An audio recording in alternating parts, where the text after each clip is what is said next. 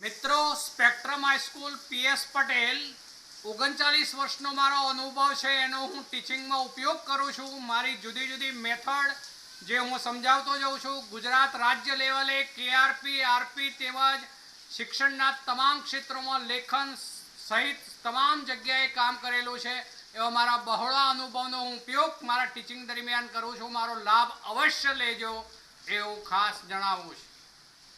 Morning all friends, છેલ્લે આપણે aldehyde અને કીટોનની કેન્દ્રાનુરાગી યુગશીલ પ્રક્રિયાઓ એની વાતની શરૂઆત કરી છે। એમાં આપણે કેન્દ્રાનુરાગી યુગશીલ પ્રક્રિયાની ક્રિયાવિધિ પહેલા મુદ્દામાં જોઈ ગયા। બીજા મુદ્દાની અંદર જોઈ ગયા આપણે એની પ્રતિક્રિયાત્મકતા। પ્રતિક્રિયાત્મકતા એટલે સક્રિયતા, એટલે ક્રિયાશીલતા। એ મુદ્દો ખૂબ અગત્યનો છે મિત્રો। એની અંદર પ્રતિક્રિયાત્મકતા પર અસર કરતા આપણે બે પરિબળોની વિસ્તૃત ચર્ચા લીધી છે। એમાં એક પરિબળ લીધું આપણે કે કાર્બોનિલ સમૂહ જે છે એના કાર્બન પરમાણુ પર જોડાયેલો જે કોઈ સમૂહ હોય એનું કદ અને એને લીધે એનો અવકાશીય અવરોધ જેમ મોટો થાય વધુ હોય તેમ જે ઇલેક્ટ્રોન અનુરાગી કાર્બોનિલ સમૂહનો કાર્બન હોય તેના ઉપર ન્યુક્લિયોફાઇલનું આક્રમણ જે છે એ કરવામાં અવરોધ ઉદ્ભવે, જેને કારણે પ્રતિક્રિયાત્મકતા ઘટતી જાય। બીજું પરિબળ આપણે લીધું હતું જે છે એમાં ઇલેક્ટ્રોનીય અસર, જેમાં એવું જોઈ ગયા કે ધન પ્રેરક અસર એટલે કે પ્લસ આઈ અસર ધરાવતા સમૂહ જેમ જોડાયેલા હોય તો તે કાર્બોનિલ સમૂહના કાર્બન તરફ ઇલેક્ટ્રોન પસાર કરે, જેથી કાર્બન પરનો ધન વિભાર ઘટે। એટલે એવું કહેવાય કાર્બોનિલ સમૂહ જે છે એની ધ્રુવીયતામાં ઘટાડો થાય તેમ ન્યુક્લિયોફાઇલનું આક્રમણ જે છે એ ધીમું બની જાય અને માટે પ્રતિક્રિયાત્મકતામાં ઘટાડો થાય। બીજું પરિબળ આપણે એરોમેટિક આલ્ડીહાઇડ માટે લીધું હતું। એમાં સંસ્પંદનની ઘટનાને કારણે કાર્બોનિલ સમૂહ ઉપરનું ધનવીજ ભાર એ એરોમેટિક વલય ઉપર વહેંચાય, જેને કારણે કાર્બોનિલ સમૂહના કાર્બન પરનો ધનવીજ ભાર ઘટતા કાર્બોનિલ સમૂહના કાર્બનની જે છે એ ધ્રુવીયતામાં ઘટાડો થાય, જેને કારણે પણ એની પ્રતિક્રિયાત્મકતા ઘટે છે। એને આધારે આપણે એક ક્રમ બનાવ્યો તો એ ખૂબ અગત્યનો છે મિત્રો। આની અંદર મેં કોયડો 12.3 જે આપેલો છે આપણે બુક્સમાં એ કોયડાનો પણ મેં એમાં ઉલ્લેખ કરી લીધો છે, જોડી લીધો છે।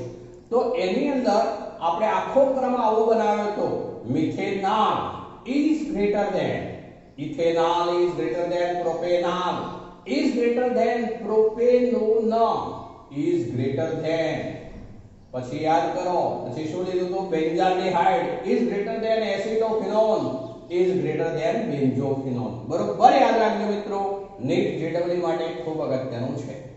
હવે આપણે એના ત્રીજા મુદ્દા ઉપર આવીએ છીએ।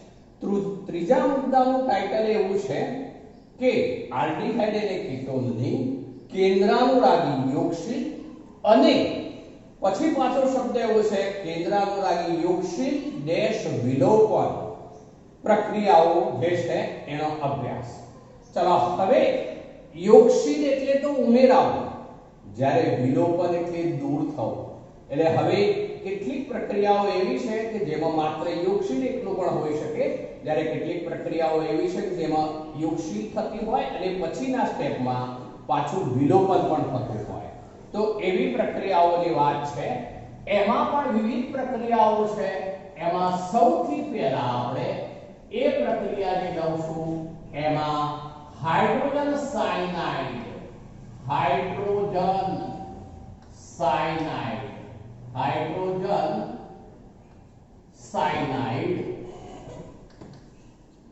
એટલે કે HCN નું ઉમેરણ કેવી રીતે ઉમેરાય છે તે। હવે HCN જે છે એ નિર્બળ કેન્દ્રાનુરાગી પ્રક્રિયા છે મિત્રો, એટલે એ પ્રક્રિયા તો કરશે જેને લીધે આલ્ડીહાઇડ અને કીટોન જેવા કાર્બોનિલ સંયોજનોમાં યોક્ષિત પ્રક્રિયા થતા તેના અણુઓથી સાયનોહાઇડ્રિન સંયોજનો બનાવશે. પણ HCl નિર્બળ કેન્દ્રાનુરાગી પ્રક્રિયક હોવાને કારણે તેને બદલે તેને જે છે એ બેઝ ઉદ્દીપક દ્વારા ઉદ્દીપ્ત કરવામાં આવે છે. હવે બેઝ ઉદ્દીપક દ્વારા ઉદ્દીપ્ત કરીએ એટલે પ્રક્રિયા આવી થશે મિત્રો. HCl છે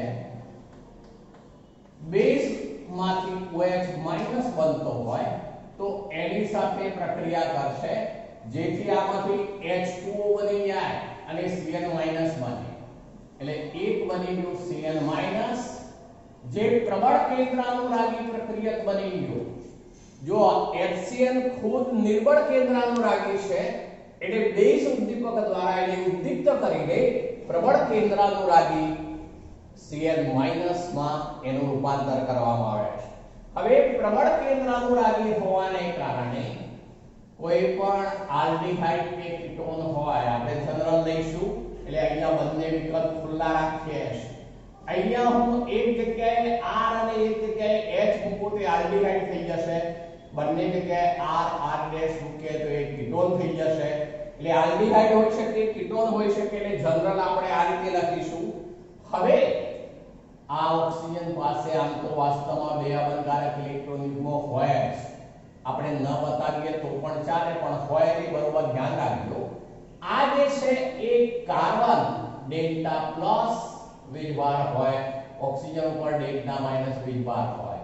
હવે જ્યારે પેલું Cl માઈનસ છે એ કેન્દ્રાનુરાગી પ્રક્રિયક તરીકે વર્તશે મિત્રો. કેન્દ્રાનુરાગી પ્રક્રિયક જેને કારણે હવે આ Cl માઈનસ જે છે એ આ કાર્બન જે અંશતઃ ધન વિદ્યુત ભારિત છે એના ઉપર એ આક્રમણ કરશે.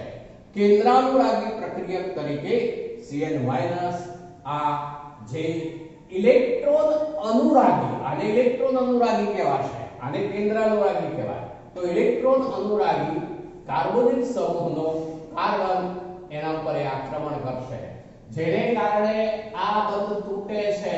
એ બંધના બંને ઇલેક્ટ્રોન ઓક્સિજનને મળે છે મિત્રો. જેને કારણે હવે આવું થવાનું આ C ચલો અહીંયા જે બનશે એમાં એક સ્થાનેથી Cn જોડાઈ જાય. ચલો આ Cn જોડી દીધું આપણે અને પેલો ઓક્સિજન જે છે એ આપણે ઉપર અથવા નીચેની કોઈ એક તરફ તો અહીંયા આપણે O એ માઈનસ આયન તરીકે જોડાઈ જશે. આ જે બની ગયું એ મધ્યવર્તી સંકીર્ણ છે એ સમચતુષ્ફલકીય છે. સમચતુષ્ફલકીય મધ્યવર્તી. ચલો આ પ્રક્રિયા જે છે ધીમી છે. ધીમી પ્રક્રિયા તબક્કો 1 ધીમો તબક્કો છે.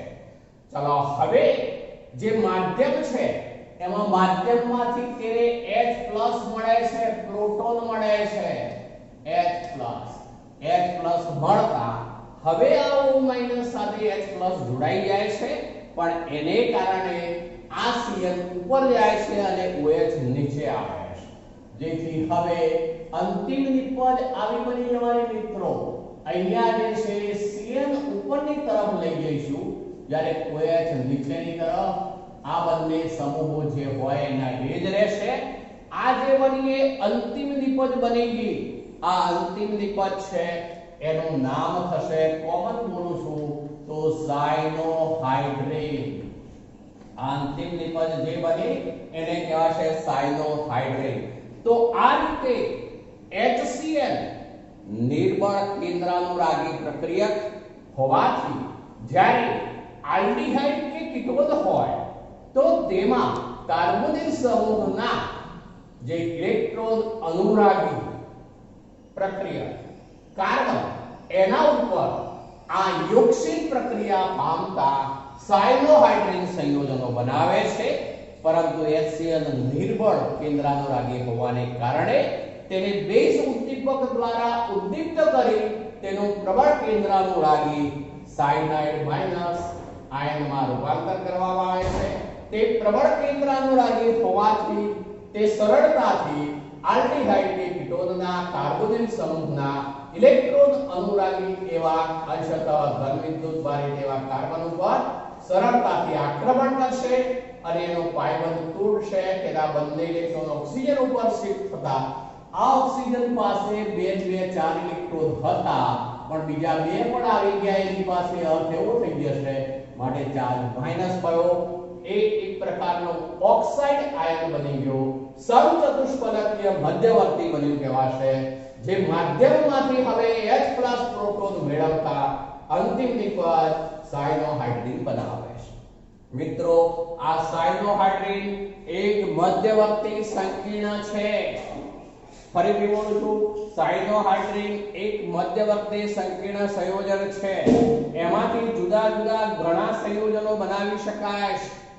એના જલ વિભાજન દ્વારા, હું જલ વિભાજન શબ્દ વાપરું છું અત્યારે, એના જલ વિભાજન દ્વારા જે CN છે એનું COOH માં રૂપાંતર થઈ શકતું હોય છે. મિત્રો, આપણી બુક્સમાં એનો ઉલ્લેખ નથી. આપણી બુક્સમાં માત્ર આટલો જ ઉલ્લેખ છે. બરોબર, સ્પષ્ટીકરણ કરું છું, ધ્યાન રાખજો. પણ એની એપ્લિકેશન કરું છું જોજો વધારાની, આ બાબત વધારાની જોડું છું, સ્પષ્ટ બોલું છું, ધ્યાન રાખજો. આને હવે આપણે જો મંદ H2SO4 હોય, મંદ H2SO4 એટલે એમાં પાણીના 2 અણુઓ પ્રક્રિયામાં ભાગ લે, જલ વિભાજન થવાનું, એસિડિક જલ વિભાજન, ત્યારે CN નું COOH માં રૂપાંતર થઈ જાય. મિત્રો, આ જગ્યાએ COOH ગ્રુપ બની જાય. અહીંયા OH રહેશે, અહીંયા જે સમૂહ હોય એના એ જ રહેશે. તો આ એક જ કાર્બન ઉપર OH અને COOH બંને ગ્રુપ સાથે લાવવા હોય એટલે કે 2 હાઇડ્રોક્સી કાર્બોક્સિલિક એસિડ, કોમન બોલવું તો આ બોલાશે 2 હાઇડ્રોક્સી કાર્બોક્સિલિક એસિડ સંયોજનો બનાવવા માટે આ સાયનોહાઇડ્રીન નું સંશ્લેષણ કરવું જરૂરી બને છે. તો આમાંથી વિવિધ આવા સંયોજનો સંશ્લેષિત કરવા માટે આ મધ્યવર્તી સંયોજન તરીકે ઉપયોગી બને છે. મિત્રો, તો એનો એક ઉપયોગ થશે. હવે હું આની જુદી જુદી એપ્લિકેશન સમજાવું છું. જોજો, તમને માનો કે એવું પૂછવામાં આવે કે એસિટાલ્ડીહાઇડ અથવા ઇથેનોલની HCl સાથેની યુગશિત પ્રક્રિયા, તો તમારે આવું કરવું પડે. અહીંયા મૂકવું પડે CH3. જો હું અહીં મૂકી દઉં છું, જ્યારે અહીંયા મૂકવાનું થશે H.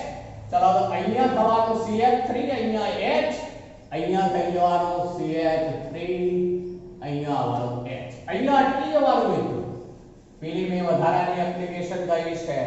ચલો, એમાંથી જો આ પ્રક્રિયા કરીએ તો અહીંયા થવાનું CH3, જ્યારે અહીંયા થવાનું H. આ એક એસિડ બની ગયો.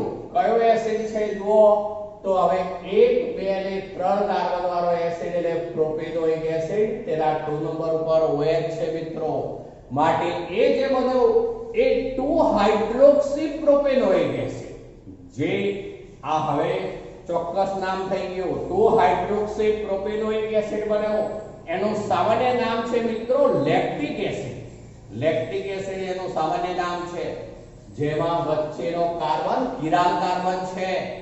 કિરાલ કાર્બન કેમ તો જુઓ, એની આસપાસ એક CH3 સમૂહ, એક H, એક OH અને એક COOH, ચારે સમૂહ જુદા જુદા છે. માટે આ લેક્ટિક એસિડ અથવા 2 હાઇડ્રોક્સી 2 નંબર ઉપર હોય એટલે 2 હાઇડ્રોક્સી પ્રોપેનોઇક એસિડ છે, જેમાં કિરાલ કાર્બન હોવાથી આપેલું સંયોજન એ પ્રકાશ ક્રિયાશીલતા દર્શાવે છે. આ એપ્લિકેશનના પ્રશ્નો મેં એમાં જોડી દીધા. બરોબર, ધ્યાન રાખીશું આપણે. હવે એને બદલે જો હું આવું લેવા માંગુ કે માનો કે કીટોનની પ્રક્રિયા કરી હોય, તો કીટોન કરી દેવું હોય તો આ પણ હવે આપણે CH3 કરી દીધું. તો એનો અર્થ એવો થયો કે અહીંયા બંને જગ્યાએ CH3, તો આ પણ CH3 થઈ જાય. ચલો, આ પણ CH3 થઈ જાય. તો હવે નામ આવું બદલાઈ જશે. 2 નંબર ઉપર મિથાઇલ ગ્રુપ પર છે, 2 નંબર ઉપર OH ગ્રુપ પણ છે. માટે હવે નામ થઈ જવાનું 2 હાઇડ્રોક્સી 2 મિથાઇલ પ્રોપેનોઇક એસિડ.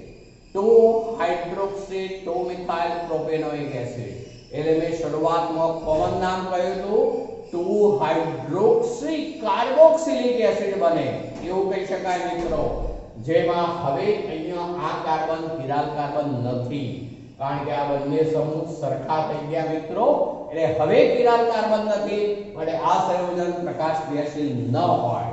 બરોબર, ધ્યાન રાખજો. આ એપ્લિકેશન કરી દીધી મેં. સાયનોહાઇડ્રીની બંને માટે કોમન નામ છે. ચલો એમાંથી એવા આપણે 2 હાઇડ્રોક્સી કાર્બોક્સિલિક એસિડ સંયોજનો બનાવી શકીએ છીએ.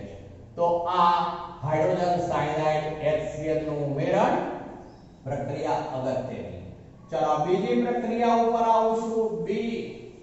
હવે જો આમાં હજુ એપ્લિકેશન કરવી હોય તો આવું થઈ શકે.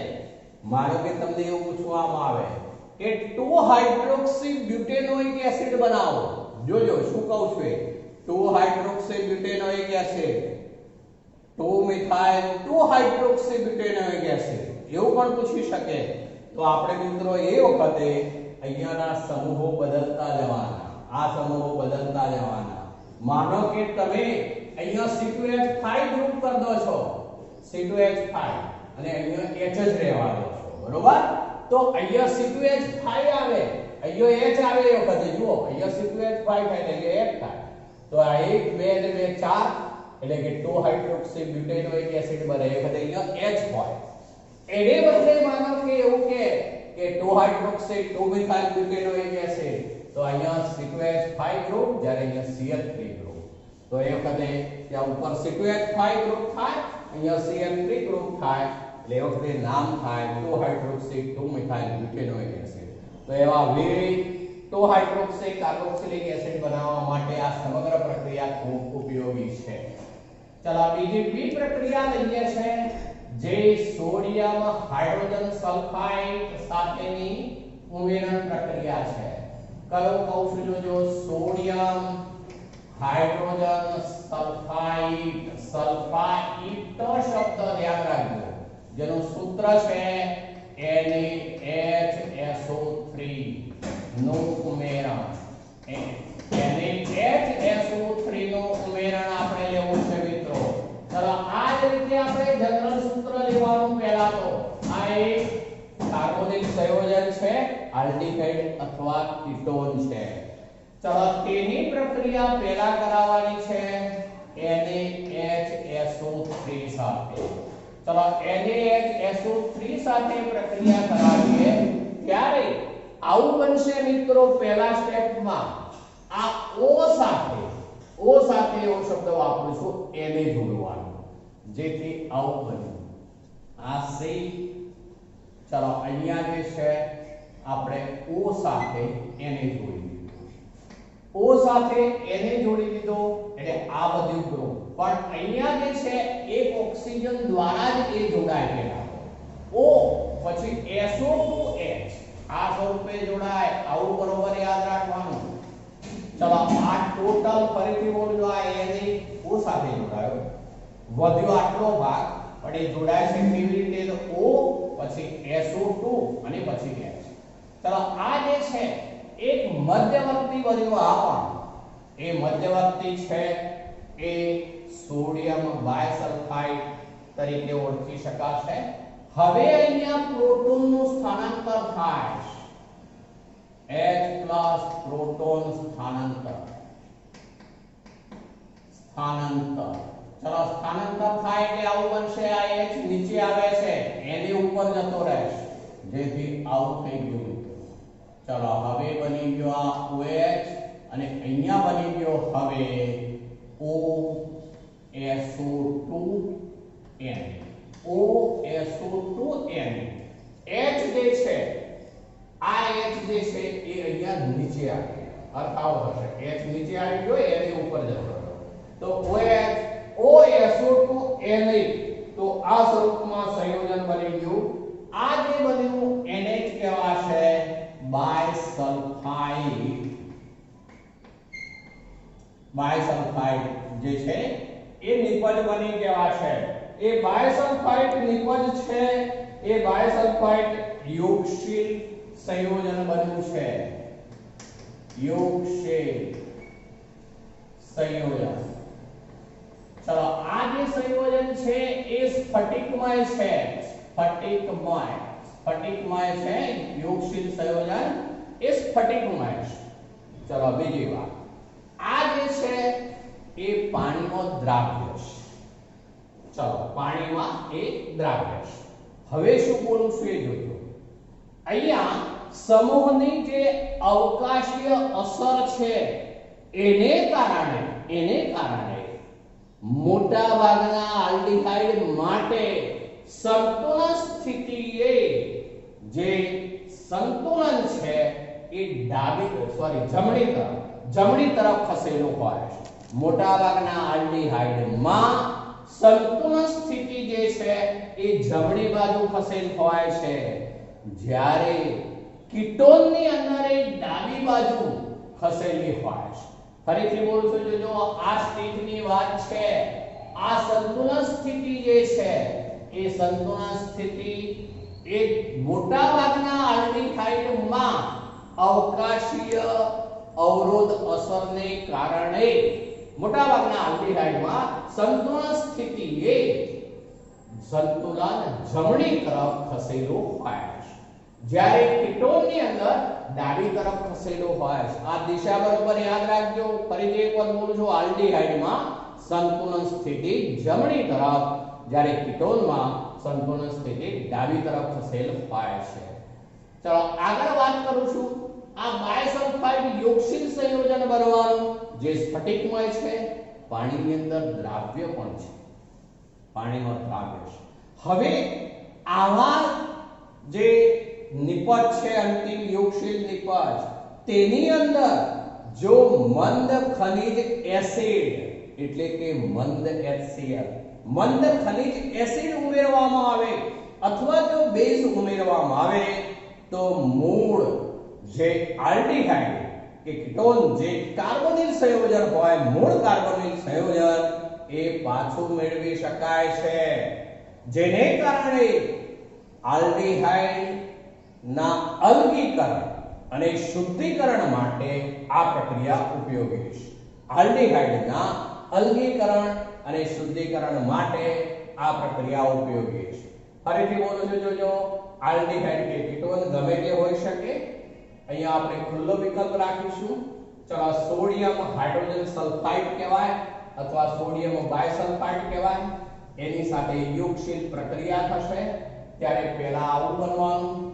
ચલો હવે આ જે સંયોજન બન્યું છે એ સંયોજનમાં પ્રોટોન સ્થાનાંતર થયું. પ્રોટોન સ્થાનાંતર એટલે આ H નીચે આવે અને ઉપર જાય એટલે અંતિમ નિપજ બની ગઈ. એ બાયસલ્ફાઇડ યોગશીલ સંયોજન છે. આ જે છે એ પ્રતિવર્તી પ્રક્રિયા છે, જેને કારણે સમૂહની અવકાશીય અસરને કારણે મોટા ભાગના આલ્ડીહાઇડમાં સંતુલન સ્થિતિ જમણી તરફ, જ્યારે કીટોનમાં સંતુલન સ્થિતિ ડાબી તરફ હોય છે. આ જે સ્ફટિકમય યોગશીલ નિપજ બની જે બાયસલ્ફાઇડ તરીકે ઓળખાશે તે પાણીનો દ્રાવ્ય છે. જો તેની અંદર મંદ ખનિજ એસિડ ઉમેરવામાં આવે અથવા બેઝ ઉમેરવામાં આવે તો ફરીથી મૂળ કાર્બનની સંયોજન પાછું મેળવી શકાય છે, જેથી આ પ્રક્રિયાનો ઉપયોગ આલ્ડીહાઇડના અલગીકરણ અને શુદ્ધિકરણ માટે ઉપયોગમાં લઈ શકાય છે.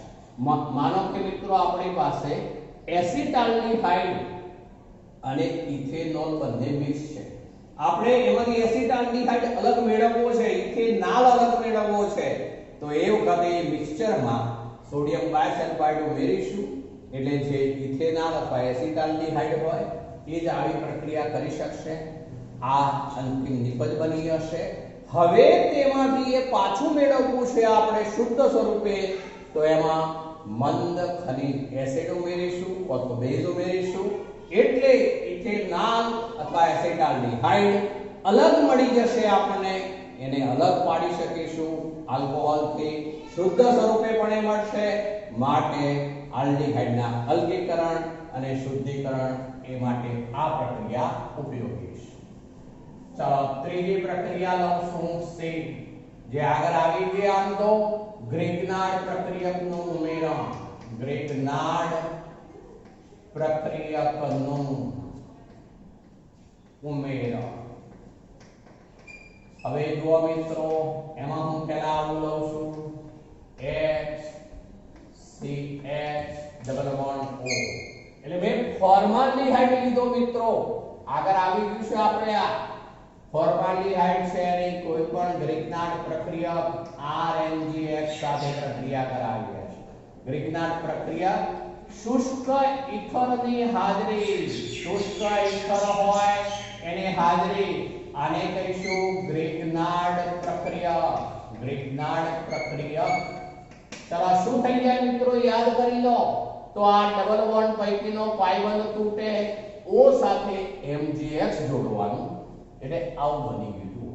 HCH O સાથે MgX જોડાઈ ગયું, જેથી અહીંયા નીચે શું જોડવું પડશે આપણે, R અહીંયા જોડાશે.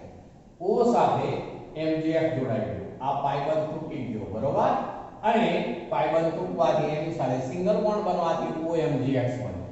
ચલો હવે આ એક મધ્યવર્તી બન્યું, આ મધ્યવર્તી. ચલો હવે એનું જલ વિભાજન કરાવવાનું, એસિડિક જલ વિભાજન H2OH+ એવું લખી શકો, H2OH+ જલ વિભાજન. ત્યારે અહીંથી તૂટી જાય, અને આ ભાગ દૂર થઈ જાય, જે MgOH X તરીકે દૂર થઈ જાય, અને આ O સાથે આમાંનો H જોડાઈ જવાનો, જેથી આવું બની ગયું HCH. ચલો O સાથે H જોડી દીધો તો અહીંયા R. ચલો મિત્રો, એ જે બન્યું એ આલ્કોહોલ છે, તો આમ આલ્ડીહાઇડ મેં અહીંયા ફોર્માલ્ડીહાઇડ અત્યારે લીધું છે, મિથેનાલ લીધું છે. મિથેનાલની ગ્રિગ્નાર્ડ પ્રક્રિયા દ્વારા એક કે એક કરતા વધુ જેટલા કાર્બન વધારવા હોય એટલા વધુ કાર્બન ધરાવતો 1 ડિગ્રી આલ્કોહોલ મેળવી શકાય છે. એ 1 ડિગ્રી આલ્કોહોલ બન્યો એમ કહેવાશે. હવે હું આમાં ચેન્જ કરું છું, બીજી અલગ નથી લખતો, પ્રક્રિયા ધ્યાન રાખજો. જો આપણે આ જગ્યાએ અધરાલ્ડીહાઇડ કરી દઈએ, હવે હું આવું કરી દઉં છું, જુઓ આ મેં કરી દીધું જે છે એ R ડેશ, આવું કરી દીધું. તો આ અધરાલ્ડીહાઇડ છે, હવે ફોર્માલ્ડીહાઇડ નથી. ચલો તો આ જે છે એ હું R ડેશ કરી દેવું પડે મારે. ચલો એ R ડેશ કરી દીધો આપણે, તો હવે આ પણ R ડેશ થઈ જશે. ચલો R ડેશ થઈ ગયો, તો હવે જે બની ગયો એ 2 ડિગ્રી આલ્કોહોલ બની ગયો મિત્રો. તો એમાં પણ એક કે જેટલા વધુ કાર્બન વધારવા હોય એટલા વધુ કાર્બન વાળો R લેવો પડે. તો એ વખતે આ 2 ડિગ્રી આલ્કોહોલ બનાવી શકાશે. તો એ પણ સમીકરણ આપણે આગળ જોઈ ગયેલા છે. હજુ ચેન્જ કરું છું, પેલો આ અધરાલ્ડીહાઇડ કહીશું, પણ હવે હું આવું ચેન્જ કરું છું, આ પણ R ડબલ ડેશ છે, માનો કે R ડબલ ડેશ. એટલે હવે મિત્રો આ કીટોન બની ગયો, જો આ કીટોન છે, તો અહીંયા જે છે આવું થઈ જવાનું R ડબલ ડેશ. ચલો તો અહીંયા પણ આવું થઈ જવાનું હવે R ડબલ ડેશ. તો હવે મિત્રો આ 3 ડિગ્રી આલ્કોહોલ બન્યો, જુઓ 3 ડિગ્રી આલ્કોહોલ. એટલે એનો અર્થ એવો થયો, સમજો શું બોલું છું તે, શુષ્ક ઇથરની હાજરીમાં ગ્રિગ્નાર્ડ પ્રક્રિયક RMgX ની ફોર્માલ્ડીહાઇડ સાથેની પ્રક્રિયાથી એક કે વધુ કાર્બન ધરાવતો 1 ડિગ્રી આલ્કોહોલ બને. અન્ય આલ્ડીહાઇડ હોય તો એક કે વધુ કાર્બન ધરાવતો 2 ડિગ્રી આલ્કોહોલ બને. અને જો કીટોન હોય તો એક કે વધુ કાર્બન ધરાવતો 3 ડિગ્રી આલ્કોહોલ બને. એ આ ગ્રિગ્નાર્ડ પ્રક્રિયાની લાક્ષણિકતા છે. તો આ પણ એક અગત્યની આગળ આવી ગયેલી પ્રક્રિયા મેં આમાં જ રિપીટ કરી લેવી, ધ્યાન રાખજો. હવે આવશું ડી પ્રક્રિયા ઉપર, જે બીજી એક ખૂબ અગત્યની પ્રક્રિયા છે, જેમાં આલ્કોહોલ સંયોજનોનું ઉમેરણ. એવું વાત છે મિત્રો, આલ્કોહોલ સંયોજનોનું ઉમેરણ. આલ્કોહોલ સંયોજનોનું ઉમેરણ. ચલો હવે એની અંદર જે છે એ આવું થવાનું મિત્રો. ચલો આ RCHO ભેગું લખી દીધું આપણે. આ કોઈ એક આલ્ડીહાઇડ છે. હવે મેં ફિક્સ આલ્ડીહાઇડ લીધું છે, નહીં કે કીટોન. બરોબર ધ્યાન રાખજો. આ બધામાં આપણે આલ્ડીહાઇડ કીટોન ઓપ્શન બદલતા જતા હતા. જ્યારે અત્યારે આની વાત કરું છું એ પહેલા ફક્ત આલ્ડીહાઇડની વાત કરું છું. આ એક આલ્ડીહાઇડ છે. ચલો એની પ્રક્રિયા કોઈ પણ મોનોહાઇડ્રિક આલ્કોહોલ સાથે કરાવીએ છે. મોનો એટલે એક, જે આલ્કોહોલના બંધારણમાં એક જ OH સમૂહ આવેલો હોય તેને કહેવાય મોનોહાઇડ્રિક આલ્કોહોલ. તો આ આલ્ડીહાઇડ છે, તેની પ્રક્રિયા તેને સમતુલ્ય એવા એક મોનોહાઇડ્રિક આલ્કોહોલ સાથે HCl શુષ્ક હોવો જોઈએ. અહીંયા ઉદ્દીપક છે શુષ્ક HCl વાયુ.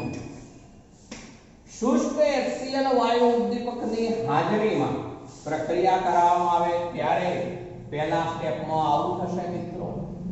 આ પછી આ CH મેં ભેગું લખી દીધું. આ O જે છે, હવે શું બોલું છું એ સમજજો. હું એને અહીંયા છૂટું પાડું તો આમ ડબલ બોન્ડ O એવું કહી શકાય, પણ એ O સાથે આ H જોડાયા છે, જેને કારણે આ એક બન્યો OH બન્યો. અને આ OR ડેશ એ અહીંયા જોડાઈ જશે. OR ડેશ અહીંયા જોડાઈ જાય તો આવું એક જે છે એ બનશે. આવું એક સંયોજન બનશે જેને કહેવાશે હેમી એસિટાલ.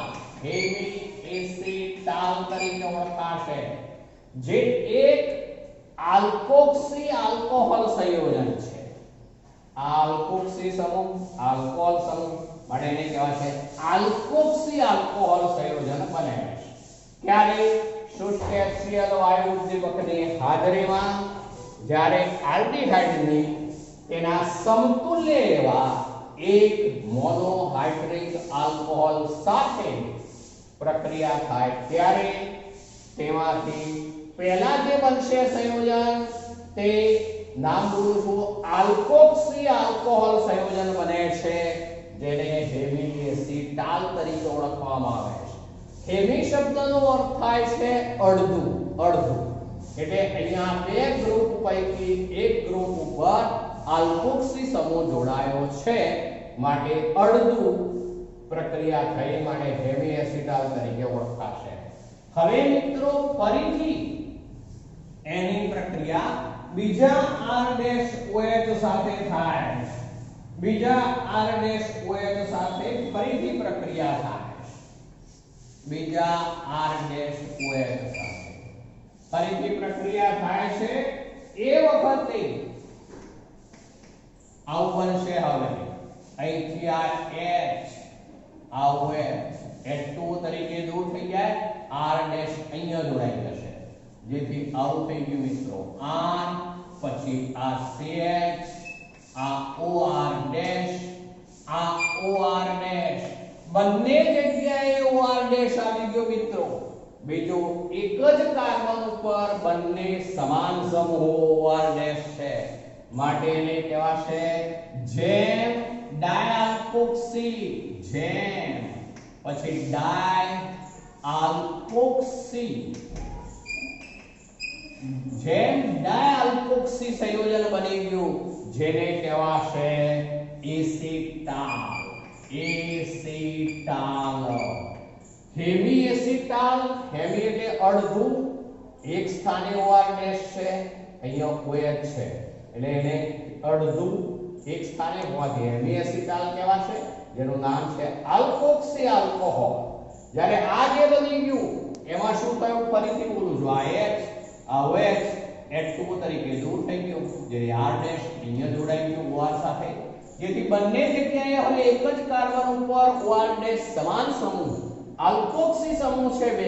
બે આલ્કોક્સી એટલે ડાયઆલ્કોક્સી, એક જ કાર્બન ઉપર હોવાથી જેમ શબ્દ જોડાય એટલે જેમ ડાયઆલ્કોક્સી સંયોજન બન્યું, જેને એસિટાલ તરીકે ઓળખવામાં આવશે.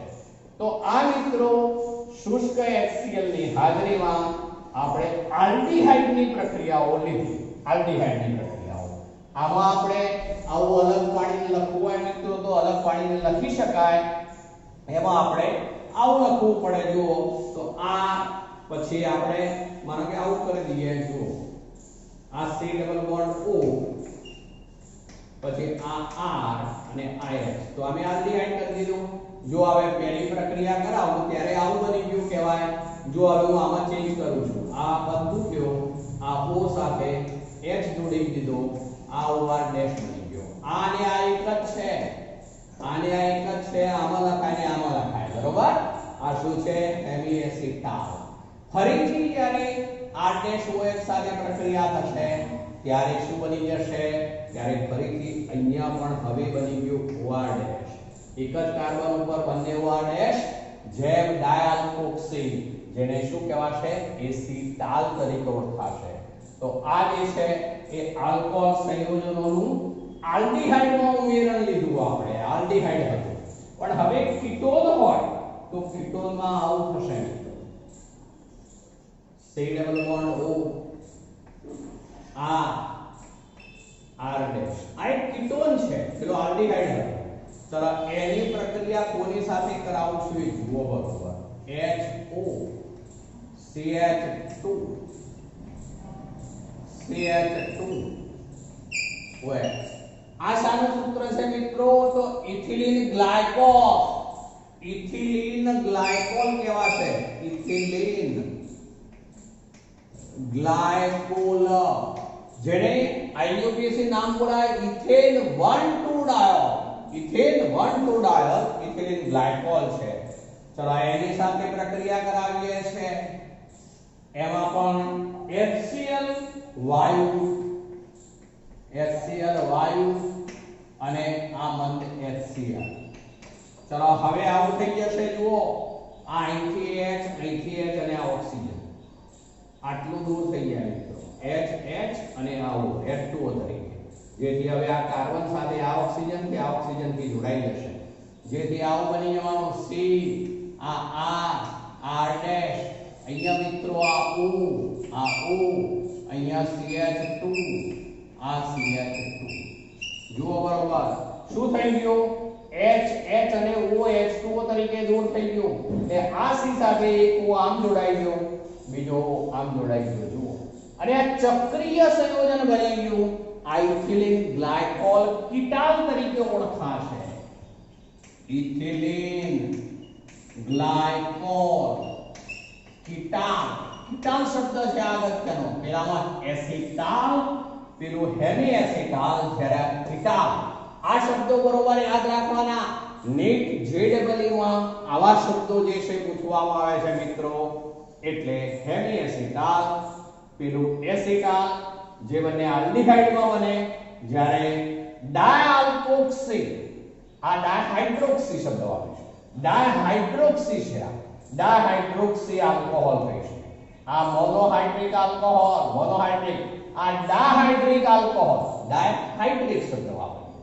ડાયહાઇડ્રિક આલ્કોહોલ જે ઇથિલિન ગ્લાયકોલ અથવા ઇથેન 1,2 ડાયોલ, એની જ્યારે કીટોન સાથે પ્રક્રિયા થાય છે, HCl વાયુ મંદ HCl, ત્યારે આ રીતે ચક્રીય કીટોન બને છે. ચક્રીય બન્યું, એનું નામ છે ઇથિલિન ગ્લાયકોલ કીટાલ. મિત્રો આ પ્રક્રિયા દરમિયાન જે HCl વાયુ છે તે ઉદ્દીપક તરીકે વર્તે છે. તેમાંથી જે પ્રોટોન મળે એ પ્રોટોન આ ઓક્સિજન સાથે જોડાય છે. એટલે કે આ પ્રોટોનોકૃત ઓક્સિજન બને છે, જેને કારણે કાર્બોનિલ સમૂહ કાર્બન જે છે તેની ઇલેક્ટ્રોન અનુરાગિતામાં વધારો થાય છે. ફરીથી બોલું છું, ધ્યાન રાખજો. HCl વાયુમાંથી ઉત્પન્ન થતો આ ઉદ્દીપક છે, એમાંથી મળતો H+ આયન જે કાર્બોનિલ સમૂહના ઓક્સિજન જે છે એની સાથે જોડાય છે, જેને કહેવાશે પ્રોટોનીકૃત થયો. કાર્બોનિલ સમૂહનો ઓક્સિજન પ્રોટોનીકૃત થતા કાર્બોનિલ કાર્બન જે છે એની ઇલેક્ટ્રોન અનુરાગિતામાં વધારો થાય છે, જેને કારણે જે કેન્દ્રાનુરાગી પ્રક્રિયક છે એ ઇથિલિન ગ્લાયકોલ કેન્દ્રાનુરાગી પ્રક્રિયક તરીકે એની પર સરળતાથી આક્રમણ કરી શકશે, જેને કારણે ઇથિલિન ગ્લાયકોલ કીટાલ જેવું ચક્રીય સંયોજન બને છે. તો આ પ્રક્રિયા જે છે એ પણ આલ્કોહોલ સંયોજનોના ઉમેરણની પ્રક્રિયાઓ છે. જે અંતિમ નિપજો બની છે આ કે આવા સંયોજનો જે છે તેમનામાં આપણે જો મંદ ખનિજ એસિડ ઉમેરી દઈએ તો મૂળ આલ્ડીહાઇડ કે કીટોન આપણને આમાં પણ પાછા મળી શકે છે. મૂળ આલ્ડીહાઇડ કે કીટોન પાછા મળી શકે છે, જ્યારે અંતિમ નિપજ જે મળી હોય એ અંતિમ નિપજ અલગ પાડ્યા બાદ તેમાં આપણે મંદ ખનિજ એસિડ ઉમેરી દઈએ તો પાછા મૂળ જે આલ્ડીહાઇડ કે કીટોન છે પાછા શુદ્ધ સ્વરૂપે મેળવી શકાય છે. તો આ આલ્કોહોલ સંયોજનોનું ઉમેરણ છે. અને છેલ્લી એક પ્રક્રિયા છે જેમાં ઈ પ્રક્રિયા છે એમાં આપણે આવું ટાઇટલ લઈશું મિત્રો, જે શોર્ટ છે એમોનિયા અને તેના વ્યુત્પન્નોનું ઉમેરણ. ચલો, એમોનિયા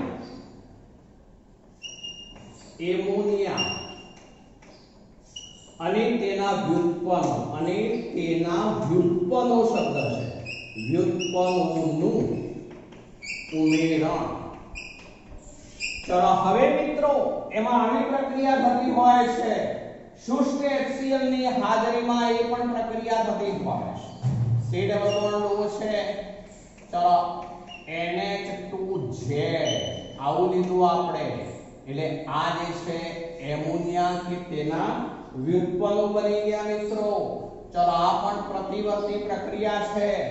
આ પ્રક્રિયા દરમિયાન પહેલા તો આવું બની જશે, આ O જે છે એની સાથે આમાંનો એક H જોડાય છે, જેથી આવું બની ગયું. O સાથે H જોડાઈ ગયું, જ્યારે બાકી રહ્યું NHZ એ અહીંયા નીચે જોડાશે, NHZ આમ નીચે જોડાશે. પણ આ મધ્યવર્તી છે, આમાં પણ એસિડની હાજરી જરૂરી છે, HCl ગેસ એની હાજરી જરૂરી છે મિત્રો. હવે જે બન્યું તેમાંથી પાણીનો અણુ દૂર થાય, નિર્જલીકરણ થવાનું, પાણીનો અણુ દૂર થઈ જાય એટલે આવું બને.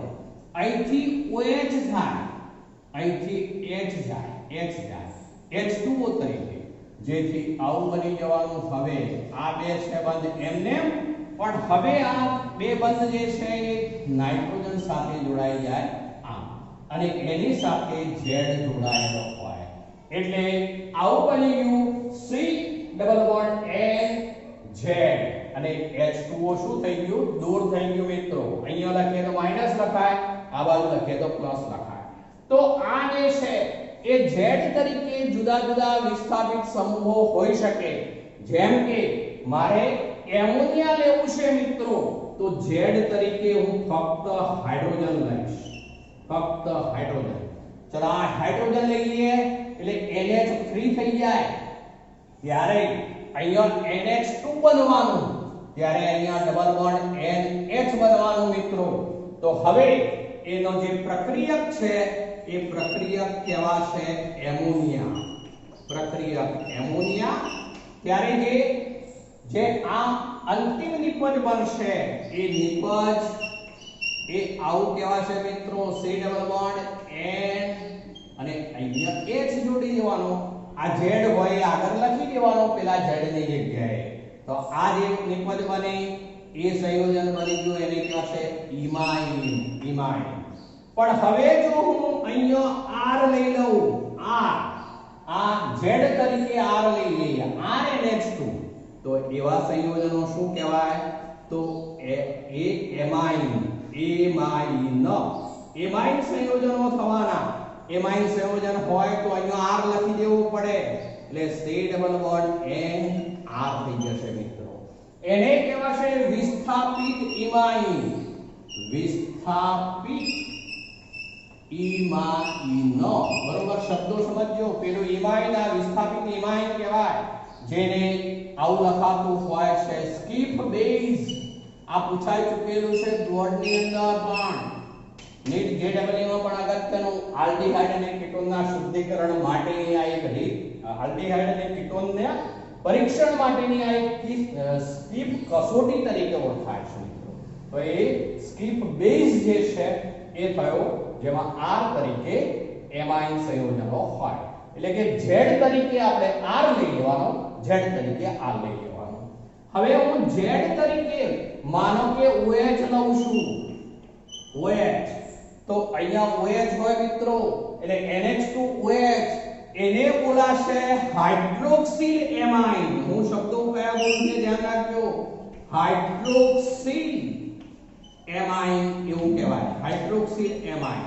ત્યારે આ જે સંયોજન અંતિમ બનશે એમાં C ડબલ બોન્ડ N, પછી અહીંયા OH આવી જાય મિત્રો. આ Z તો અહીંયા બદલતા જવાનું Z તરીકે, સરળ છે એકદમ. જો ચલો આ જે બની ગયું એને કહેવાશે ઓક્સાઇન. આ ઓક્સાઇન બની ગયું, ઓક્સાઇન કહેવાશે.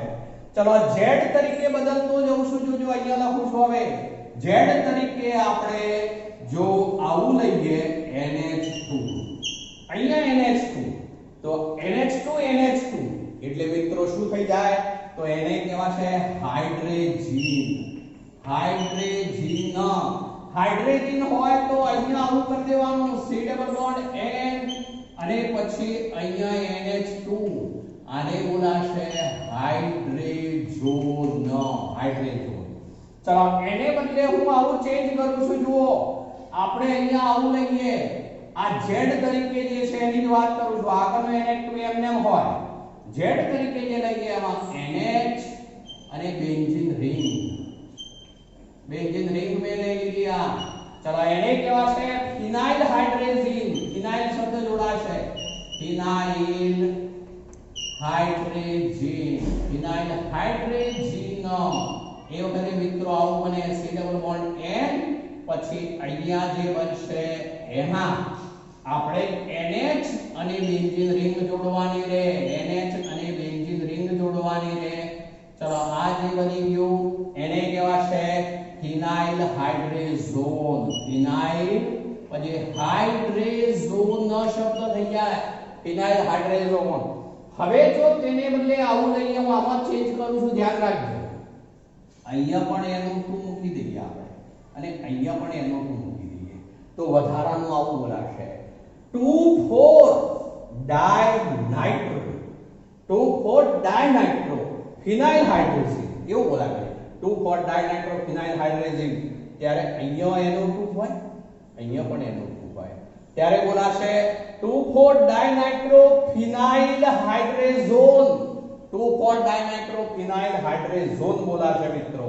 અને છેલ્લે છે આવું જ્યારે હોય Z તરીકે NHCO NH2, આનું નામ છે મિત્રો સેમી કાર્બેઝાઇડ. સેમી કાર્બેઝાઇડ પ્રક્રિયકનું નામ થયું સેમી કાર્બેઝાઇડ. ચલો એ વખતે અહીંયા આવું થવાનું આગળ C ડબલ બોન્ડ N, પછી આગળ આ ભાગ જોડવાનો રહે આપણે Z તરીકે NHCO NH2. આ જે બનશે એનું નામ થશે સેમી કાર્બેઝોન. કાર્બેઝોન. જો પ્રક્રિયકનું નામ સેમી કાર્બેઝાઇડ, જ્યારે નિપજ જે બનશે એ બોલાશે સેમી કાર્બેઝોન. તો આ રીતે મિત્રો Z તરીકે આપણે જુદા જુદા સમૂહો બદલી શકીએ. ત્યારે પ્રક્રિયકના નામ બદલાય છે, એને અનુરૂપ નિપજના નામ બદલાય છે. આ તમામ એપ્લિકેશન છે, અગત્યની છે મિત્રો. વ્યવસ્થિત તૈયાર કરીશું. નીટ જેડબલ્યુ માં આમાંથી પ્રશ્નો હોય છે એટલે વ્યવસ્થિત તૈયાર કરવાની. આજે આટલે સુધી આપણી બુકમાં એક કોઠો આપેલો છે છેલ્લે, જે આની ઉપર આધારિત છે, વ્યવસ્થિત સમજી તૈયાર કરવાનો.